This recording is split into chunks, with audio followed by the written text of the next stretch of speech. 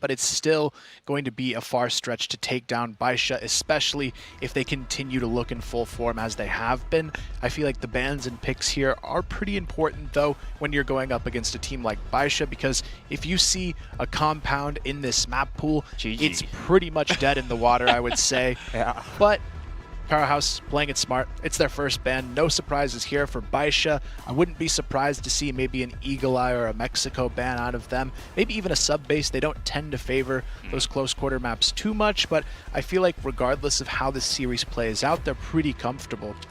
It's funny that you should mention that, because I think Subbase is one of those maps where like you would sort of say it's maybe a little bit atypical of BaiSha, but I've actually seen them have some crazy games on it, right? Particularly the one back in Vietnam against All Gamers is sticking in my memory. I think that was a 10-2 victory, 10-2, 10-3, something like that off the top of my head. But either way, as far as map picks are concerned here for Carahouse, this has got to be a pretty tough conversation that they're having at the moment. I was going to say maybe a port might get thrown in there, but in the end it is going to be sub-base. Look, again, it's always going to feel difficult against BaiSha, but you kind of have to go for something, and I don't necessarily mind sub-base as a choice for Carahouse. Yeah, I think it's a strong pick. I think Mexico might have been maybe even stronger, knowing that is where BaiSha was upset against Vasco in that match in Vietnam, and I've seen a lot of potential for them to lose again on that just in how they play. It doesn't seem quite as comfortable as the rest of their map pool, but I feel like for Carahouse, they're more playing into their strengths rather than BaiSha's weaknesses here, whereas BaiSha, they are going to pick port. Pretty much another top 3 map for them coming out of this one, especially when you look at a player like N9. He's going to pop off easily on this map. Xiao as well, equally talented at holding it down. But the positive thing here is at least Carahouse can pick that GR side first. Yeah, you would assume they do go for that. A lot of smiles on their faces as they do select that. I like the Mexico shout as well, maybe though they're not willing to go onto it just yet. We'll have to wait and see if BaiSha does ban that one away. Still Eagle Eye and Mexico left. And then, of course, Ankara for the third map. So I think from Carahouse, you probably ban Ankara here. You don't want to play on that map. And then you leave it up to BaiSha to play between either Eagle Eye and Mexico. I would expect them to leave Eagle Eye. But, yeah, I don't know. I'm not sure about this sub-base to start, especially with BaiSha on Blacklist. That's giving them a lot of momentum, as Mexico will be banned, and it all kind of goes according to plan. Yeah, very expected that Eagle Eye would come through as the third map there. Certainly one that BaiSha is more than happy to head towards, and I mean, Mexico is definitely on the other end of the spectrum. So, Sub-base port and Eagle Eye, again, a fairly atypical map pool. You'd normally expect to sort of see at least like an Ankara, maybe in a map pool like this, an Ankara or a compound in a game featuring BaiSha, but at the end of the day, Carahouse, I think, have kind of done pretty well with that veto to take at least both of those maps away from BaiSha. Will it help? No. It's 2-0. It's a 2-0 for me. But, look, I mean, they got a small win, which was the veto, I guess. It can help them get to a closer 2-0 in that facet, you know? Like, maybe.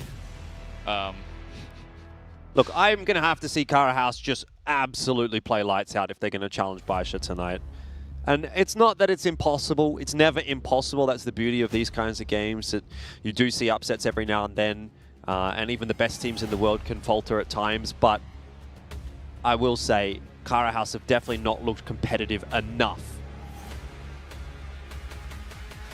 Yeah, I feel like for Carahouse, it's going to take a huge effort, but we did see last year BaiSha did drop several maps in those group stages, so it does show that they do have some tendencies when they get overconfident to play a little bit sloppier, a little bit too individualistic, but the problem is you're up against a team that kind of has that same issue, and if you're just going to go scrappy into this match, relying on shots, we know who has the better shots in this head-to-head, so I feel like the only way around this for Carahouse to win is to come into it with a lot stronger team play, because that's the only edge I can see them maybe finding against BaiSha. Yeah. What's my blood waffling about? They're both like throwing jayos at each other almost, like Baby's looking over the top. He doesn't have to look very far. He's quite the man. He's probably the only one that can actually see over the over the top of the booth, because I mean you're not supposed to technically be able to see your opponent. There's like I mean, you can't really see it on the feed right there. Maybe on this shot, nope. even then we're going over the top of it. But there's like an extra lip up on top of the player booth so that when they're sitting down, they can't actually see the other team. And, you know, that's one of the things that is kind of important in a game like this. You can't see, you know, players' faces getting white when a flash is thrown, something like that. But I suppose if you're as tall as Baby is, then maybe you can. Genetic diff. Small extra advantage. You know, I go bouldering sometimes with my friends, and we always talk about genetic diff, right? If you're taller, you can reach further. But you're also heavier, which affects it. It depends. I mean, you could be like me, and then you're kind of just like a beanpole. So you've got but then you don't have the strength to pull yourself up. That's true. I mean, also genetic diff. Fair point. But yeah, exactly. Genetic diff, right? So in this case, Baby's got the genetic diff. He can see his opponent, look him in the eyes, yell a gyro at them, try to get that mental edge. Yeah. I'm sure both teams are coming into this one a little bit more lighthearted than normal. I think as Carahouse, you have to play with a little bit of easygoingness. You can't come into this one super serious because you know it's such a huge opponent. You're going to try your best, but also you need to have a little bit less pressure because it is a big expectation to actually take them down. Whereas BaiSha, very comfortable, as always, in terms of their position in the group. So, of course, they also want to get the win, close it out, get that first place, get that high seed, as we do see some of the stats. The blacklist side here are going to be the start for BaiSha. We'll see just how fast they want to come at them. Yeah, big question mark. And maybe for Carahouse as well. How fast will Carahouse try to go at BaiSha? Will they play the same way? Or will they be cowed into submission? Screams across the stage. It's time to go into map 1, sub-base between BaiSha and Carahouse. It's the final game of the group stage here at the Crossfire Stars 2023 Grand Finals. Starting off round number 1, it's going to be Xiao immediately posting up on A long through the double doors. Pretty standard for him on this map. Looking to see if he can find Rambo on the other side of this smoke. Rambo, though, not getting too aggressive. Peeks into it initially, but then quickly will back off. He actually trades places with Shady, who sneaks into the corner over here to try and hold that off. And it's not necessarily a bad call. Shady's got that M4. That extra wallbang damage could be valuable if they try to push on through here. You can see N9 thinking about it, but not fully committing. Taking a wee bit of damage there. N9 just going to cycle out of that one. Not too sad about it. Baby is pushing by himself up in the rafters. He's the only person up there, but there's a little bit of a push coming in from hallway. But unfortunately, Baby's going to get spotted first. CZY will trade it back, but a lot of low health bars here on the side of BaiSha. Also a push out of A double doors, and 9 comes in very clean, but not going to get Dola, so not as clean as I thought. CZY trying to come in here all alone. This is looking like Carahouse to take the first round. No, I wouldn't count CZY out just yet. It's a 1v2 short. But a couple of quick headshots, and this round is going to be right back in the favor of BaiSha. He's got time to rotate off. I actually thought 9's flank was going to be the difference maker. It did feel like he was going to be able to line up too and clean it up there, but good quick flick from Dola. He's looking sharp on this map so far, which is a positive sign for Carahouse, though has been taken down. Like I said, round not over and into the 1v1. CZY, if he can just find a timing onto Lucas, who now has to kind of worry about the flank again that CZY has fallen off. He knows he'll be coming in this direction, but he just doesn't know where from. So it's a case of timing, and CZY might just have found that timing as well. Lucas, where are you going to be looking? Site's being cleared out now. Where else could he be? You've got to go forward here if you're CZY. Lucas round the corner, gets spotted, and the 2v1 is secured. Yeah, really unfortunate, though, coming out of Carahouse. They had so many chances to just not peek, play that bomb together. I mean, with the C4 down, they could have easily positioned safely around it. You thought there with Dola picking up that nice double, they had it in their hands, but CZY showing why he was added to this team here. 4 kills in the opening round, and now BaiSha have the early momentum. Yeah, I thought for sure that one was donezo, but not able to clutch it at the end of it. And ends up going to, okay, well, Xiao is here to play as well. Got to take out JRK to start us off, as JRK didn't quite get the memo that we're not peeking Xiao on this angle. but maybe now he has learned. But does offer a lot of control to your team. If from the Blacklist side, you can just say, okay, we're going to deny vision. We're going to potentially pick people off through this angle. And that gives them extra movement into A. As here comes Lucas through the vent. We'll see what he can get done. Not sure I like his chances. CZY's looking pretty good on this map. That's 5 kills in 2 rounds. 4 of them in the previous and 2 of them coming in the 2v1 clutch. So he is already, again, proving his worth in this roster. And 577 there to open up the A bomb site. This is just not even looking close at the moment. Carahouse in all facets. Just getting wrecked. CZY here holding on to the upper A control room. Dola left to try and peek into it. Wouldn't surprise me at this point to see him pick up his 7th kill in the opening 2 rounds. He's already shown us a lot in this one. Dola, you can tell he's just scared. He doesn't know which way to go here. The time is ticking, and he still wants nothing to do with the 5 players of BaiSha on this bomb site. And to be fair, this is probably what I'd do in this situation. I mean, it's like, okay, I've got CZY on one side, N9 on the other, 577 in the corner. Let's just call it a day. Yep. Have a bit of a chat, maybe use it as a quasi-tack timeout. Yeah, I mean, that's really the only reason to do that. Otherwise, you know, might as well go in and send it. But obviously, there was pretty much less than 0.5% chance. Snowball's chance in hell. Yeah, it was pretty rough. As now coming on in, Carahouse trying to get aggressive. Dola, he's played this spot many times, but this time he's going to get wiped out here. He does pick up 1 kill, but now you've given up control room and you only have 3 people on the GR side of this map. Not going to feel very comfortable. Got to go for a re-aggression though as Carahouse at this point. Down a member. Pretty much no map control. If you play it out standard, you will lose this round. There's no doubt about it. BaiSha's a good enough team to convert this. So I don't mind that Lucas has gotten a little bit aggressive in the vent. That might prompt a kill if BaiSha trying to take control of that area of the map. Or he can even work his way a little further forward to see if he can catch a player on the rotation. You do still have Xiao holding on to the control room. Rest of the squad's going to filter their way through back toward A. Needle in a haystack, really, for BaiSha if they go that direction. Lucas, though, has to be careful. Hits the shot onto N9. Hits the follow-up as well. Taking down 577. CZY. Can he do it all again, though? Finds himself 1. Finds himself 2. And now Lucas is left alone in the vents. 8 and 0 for CZY at the moment. You ever just go 3 kills per round?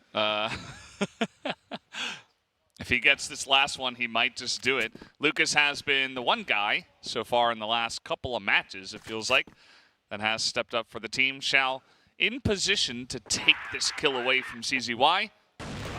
And he will get it. Very nicely done. Just fantastic crouch timing. And wins the 1v1. CZY on top, though. Great couple of kills, though, from Lucas. Did what he needed to do. Unfortunately, the rest of the team couldn't quite follow suit. JRK going down, Rambo going down. Neither contributing, unfortunately, in the 3-on-5. And Baby, once again, he's a bit under pressure here. Carahouse twice have now tried to get aggressive into the control room and twice have lost that duel. This time, even more egregiously so. It's a 5-on-3 rather than a 2-for-1 trade. And Xiao is still watching for that push from Rambo. Carahouse are kind of trying to throw whatever they can find at the wall and hoping that it sticks, and so far it's all sliding off. Yeah, you know, we thought the last match was going to be the 10-0. Maybe this is the 10-0 as Xiao covers the flank. The rest of the team wins the big fight in the control room. It's the difficulty of playing against BaiSha. It's like, yeah, we can pick a map, but BaiSha's pretty good on sub-base. So what do? I also feel like they're playing a little bit too predictably and aggressive. I mean, Dola, if you looked at any of his VODs from the last game, he just pushes B control room way too much. What has he done so far? Push B control room way too much, and then you have these weird plays where Rambo's just trying to push out into their spawn by himself, and they just have to be a little bit more coordinated here. I feel like they have the shots on this team to do something, but then they just make these crazy individual decisions, and if they push B control again here, I wouldn't be surprised. I don't know that they're going to do it this time around. Smoke's up already.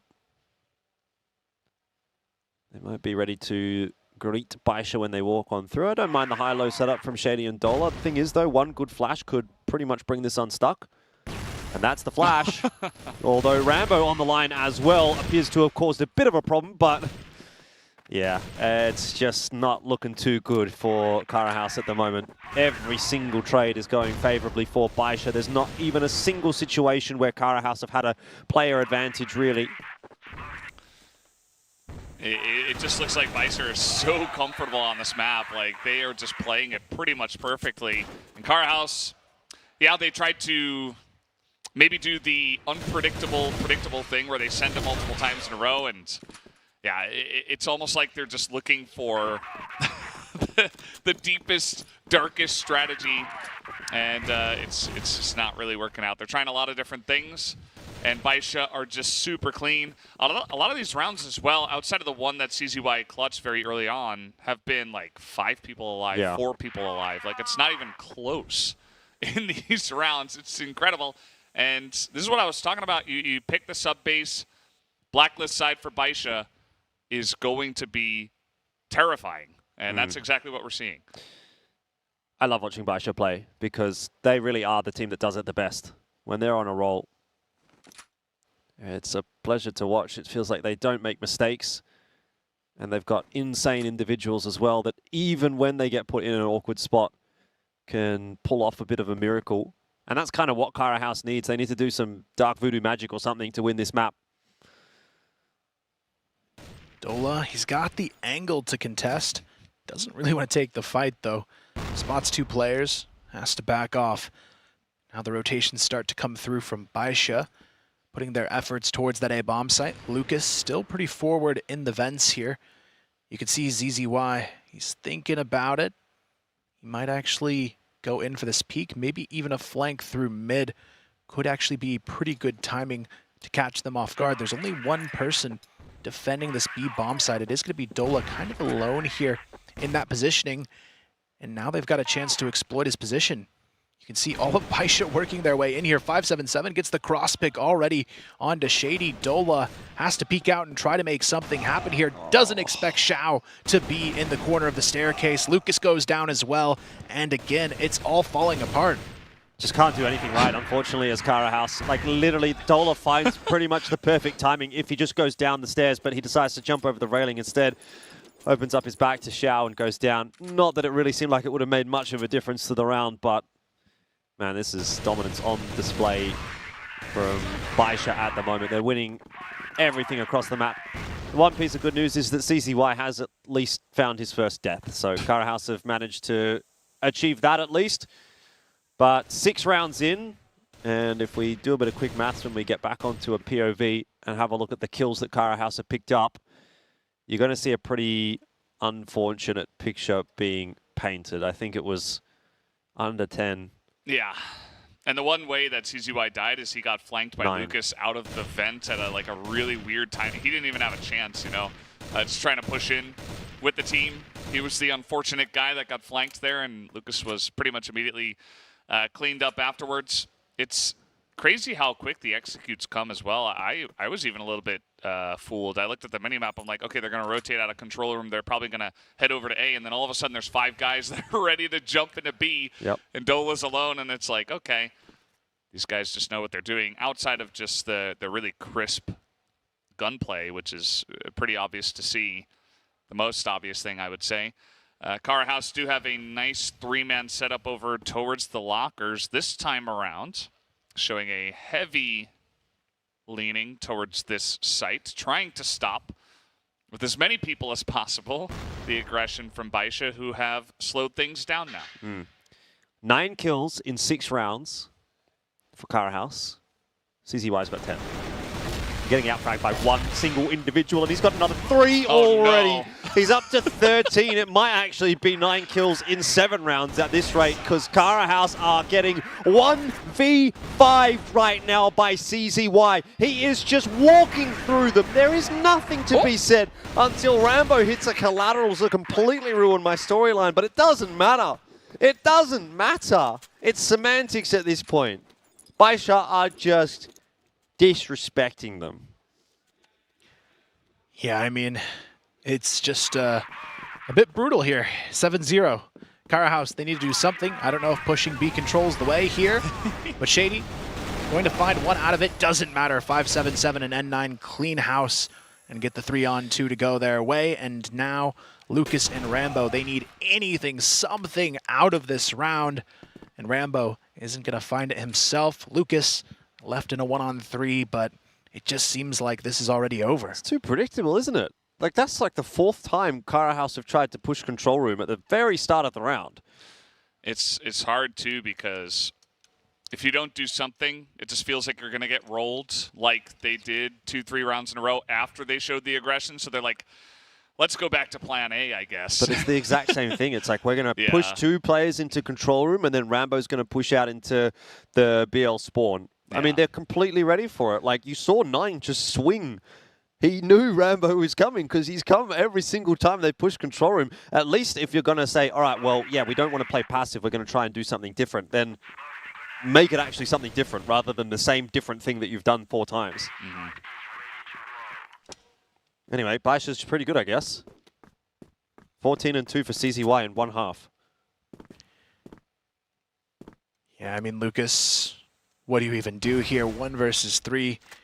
Win the round. Send it. I mean, just win, man. Like, that's what you got to do.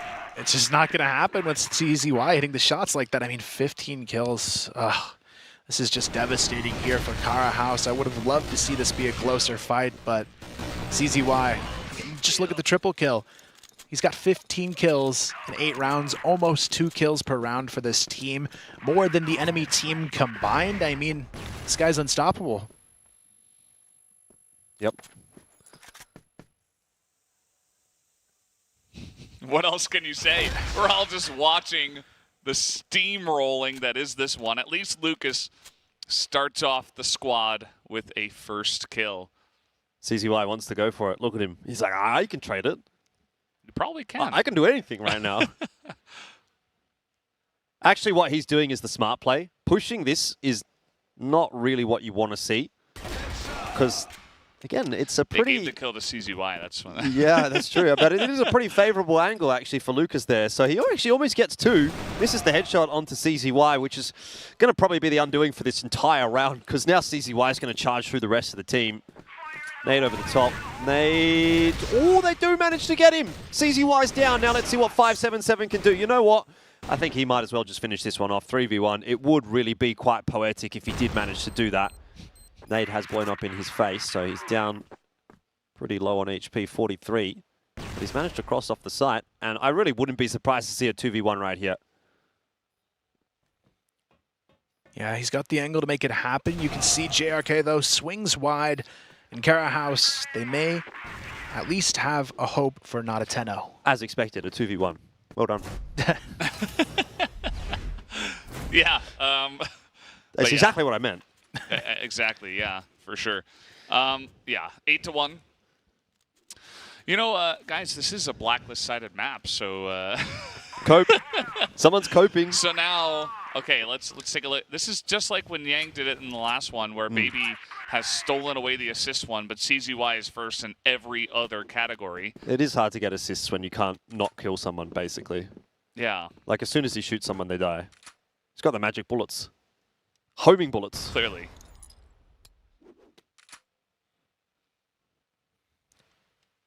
It is kind of cool to see how it gets done in different ways, right? Like, you see players having really good performances, but, you know, oftentimes, obviously, it's the sniper, and that happens in a different capacity to CZY here, who he's obviously a bit more of a spray-based player. You see a lot of his kills come from multi-frags, from sprays, not necessarily from headshots. And you think about Famous when, like, 90% of his kills are coming actually from the headshots. Just different play styles, but there's multiple ways to almost even make the same guns work, which is really cool.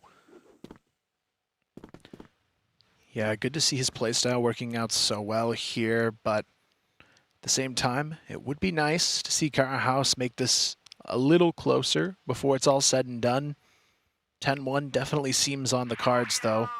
They can't find a way to shut things down. It is Lucas and JRK working their way towards the B-bomb site. Dola here now as well. They're kind of grouped up and ready to go for it, but They've got to know what's on the other side here. Baby playing for that info as CZY will fall off. But Baby, can he hold it alone? He probably can. We've seen Baby and his M4 play is pretty intense, and I think on this angle could be good. There's the 1 kill, but didn't expect a second one. Lucas with the quick headshot. He's got Xiao here in the back as well, looking for the pickoffs. Not going to come through just yet as they're going in straight through the front door, it looks like. But he's got some help from CZY and C9 as the jumping spray is good enough for CZY to keep up his 2 kills per round. I think it's impossible for BaiSha to not win a map in a more convincing fashion than something like a 10-2. Like they just don't, like, I mean, obviously Pacific Mark, so that's a different story. But in these kinds of matches, it's just like, it's either going to be a 10-1 or a 10-2. There's just no doubt about it. CZY's 19-3. 1.9 kills around at this point. This could be it already. I mean, Carahouse, they're stuck on the A staircase. 2 of them already down half HP. You've got Baby starting to collapse towards the lobby doors. Rambo trying to fall off and maybe get a pick to go in the opposite direction, but they're kind of just stuck here now in a corner. I mean, look at the position CZY has taken on them. He's already pushed their spawn and trapped them. There's no way out of this one for Carahouse. Yeah, it's like the piranha plant about to snap closed on this one. Let's see how they're going to manage this. It feels like Carahouse has a decent idea that they're kind of trapped in here. See Lucas checking a lot of angles in mid, thinking about what direction they could be coming in from.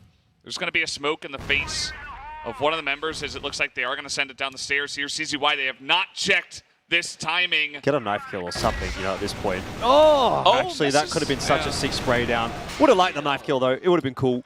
By the way, actually, Xiao and Baby are at a numbers deficit quite briefly here, you'd think, as Baby's able to bring one back straight away, and JRK and Shady instantly decide that they want to turn tail and go back up the stairs. I don't want to be here anymore. Fair enough, but then again, Xiao on the other side of it is going to pick one more off. So there goes Shady. And where are you going to go, JRK? Well, ooh, straight into the headshot, actually, is not a bad shout. And we're back to our 1v1. Maybe one more round here for Carahouse. Still a tough one, though, up against Baby. Pretty solid in the clutch for BaiSha. JRK going for the default plant here. Baby should have a good idea as he comes in. He hits the shot, and that's going to be it here. He'll grab the defuse, and BaiSha, unexpectedly so, pulls this one off. It is going to be a 10-1 victory for BaiSha to close out map 1.